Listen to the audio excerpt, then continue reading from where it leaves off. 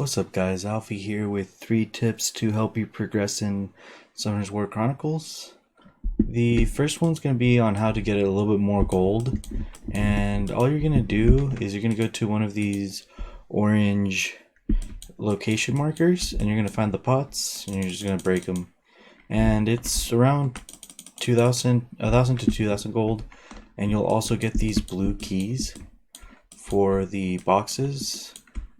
I don't think I can find a box real quick, but I'll find one and throw it in, and it'll add up. I got around 100k gold today doing this, just going from location to location.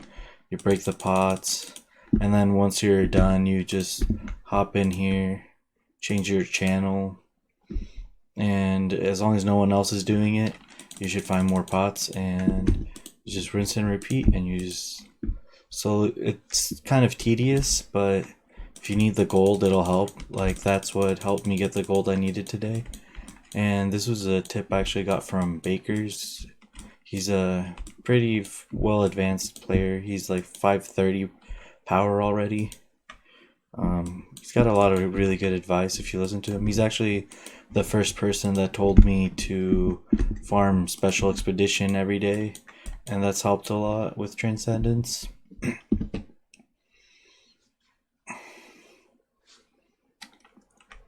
And the next tip's going to be one that actually, I can't remember the name of the person that told me, but they're a very good player as well. I think it was Greg or not.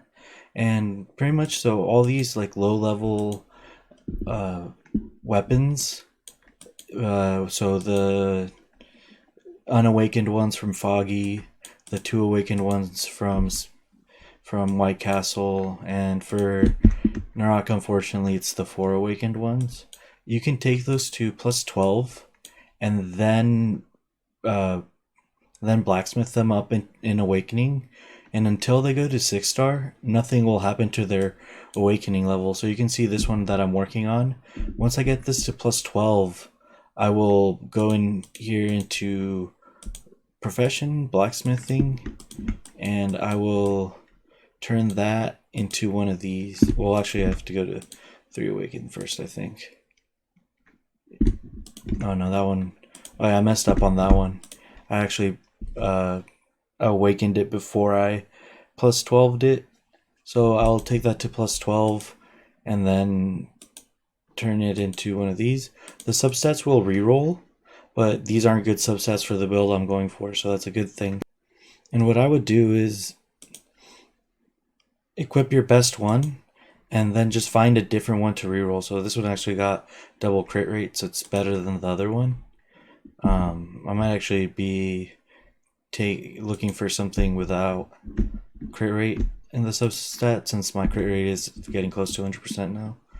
But you just equip your best one and you re-roll the bad ones and hope they end up better than the one you have equipped. If they do, you just equip it, and if they don't, you can roll it up again. And that's kind of what I did with this one. It's not the best stats, but at least it has resistance and crit damage.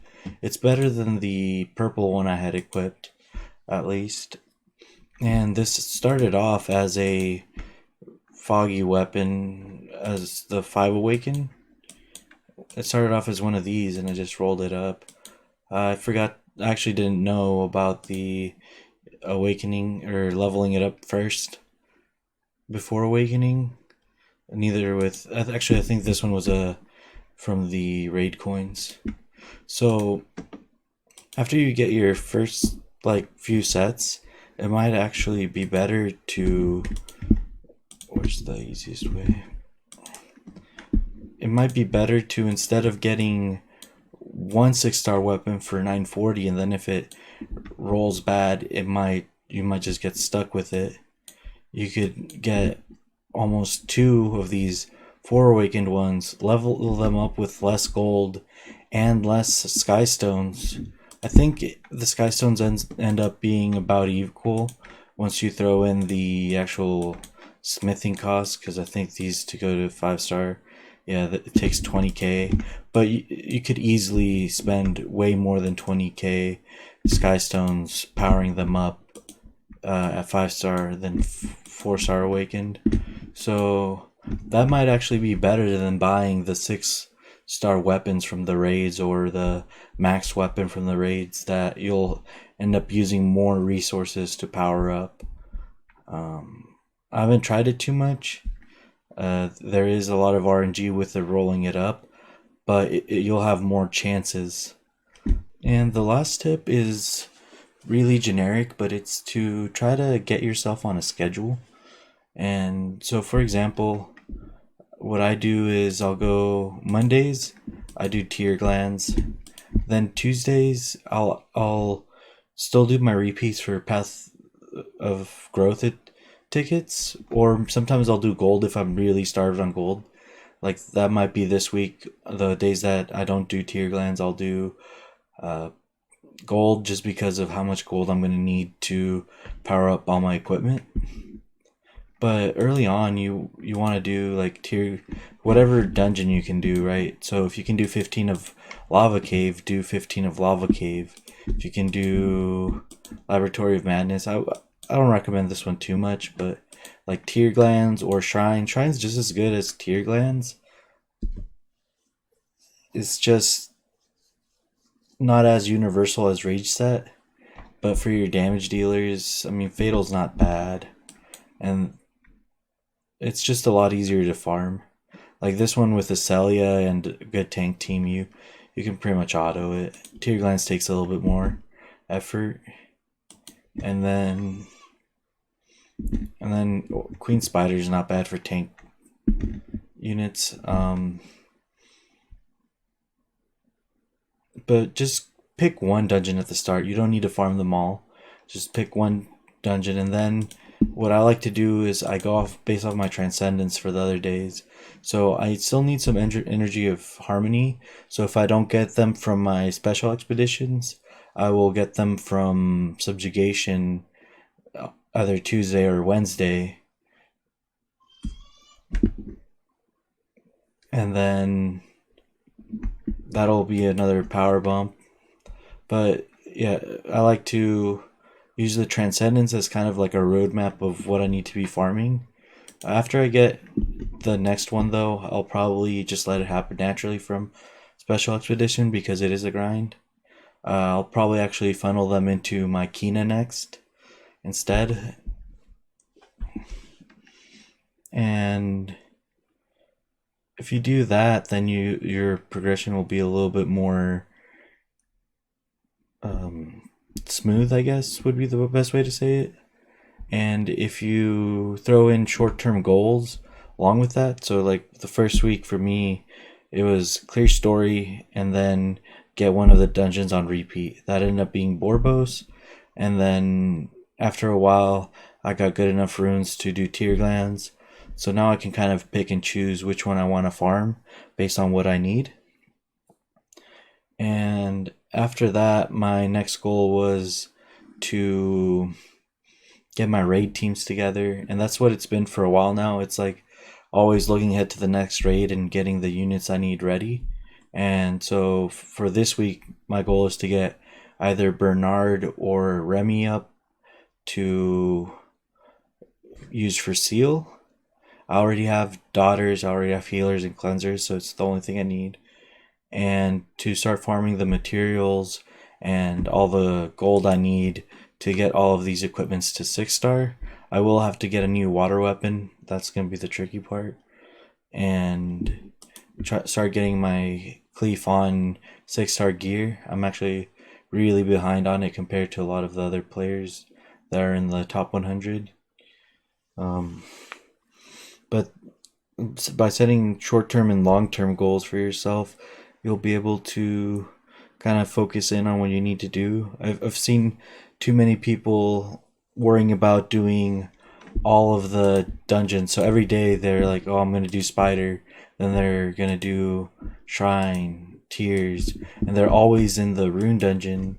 Don't touch path of training. Don't touch subjugation. And so they don't have the materials they need for transcendence. They don't do expeditions. So they're missing out on skill books.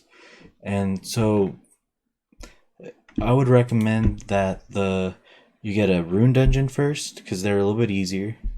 and maybe a level 2 special expedition. That one's not too hard. You can build Mara, or if you have Theo, it just depends on what your best archer is. You just throw them in with like a Chloe and another support. Konami is really good in there too. Chloe, Konami, and any archer should do level 2 for anyone, and then it'll actually move up to level 3 as your runes get better. And that should be your second goal. And working for a 4 level 4, that's a lot harder. Pretty much the only way to do it is with Wahi or being Orbia or Kina, I think, are the only ones that can do it without Wahi. And even then, it's rough for people that don't have Wahi. So if you have her, I do recommend building her. She just needs her third skill built up, but that's not something to worry about till you're ready to do Expedition 4. I can actually show my team. So I actually use my Huahi on my Bastet runes. It's just a Bruiser Rage set, and then I just swap this to an accuracy slot. And so you need 100% accuracy because it has 100 resistance. I think you can go down to 80, but I'm not too sure on that. I would need to find the tooltips for it. And you want her to do damage, so you still need some attack. You still need crit damage. And then I had to build my Theo up to pretty high damage stats, and my Karambit to pretty high damage stats. And even then, it's not 100%.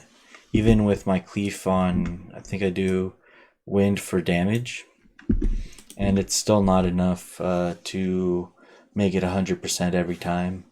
It is enough for me to just reset the runs if they fail, if I'm at home. But I'm still been doing level 3 for the most part. But yeah, I would recommend one rune dungeon team after you finish the story, expedition, then start moving into raids. Foggy Prison isn't hard.